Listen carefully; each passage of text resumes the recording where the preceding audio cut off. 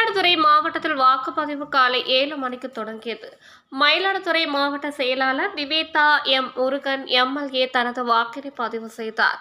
மயிலாடுதுறை நாடாளுமன்ற தொகுதிக்கு உட்பட்ட 6 சட்டமன்ற தொகுதிகளில் உள்ள 1743 வாக்குச்சாவடி மையங்களிலும் வாக்குப்பதிவு துவங்கியது. காலை 7 மணி முதல் ஆண்களும் பெண்களும் நீண்ட வரிசையில் நின்று ஆர்வமுடன் வாக்களித்து வருகின்றனர்.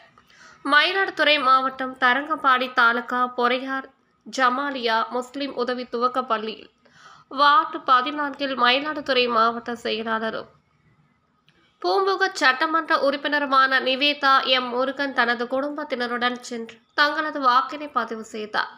இதேபோல் தரங்கை பேரூராட்சி மன்ற தலைவர் சுகுண சங்ககிரி குமரவேல் வாக்குச்சாவடியில் அதே பள்ளியில் வார்டு 14 தனது வாக்கினை பதிவு செய்தார்.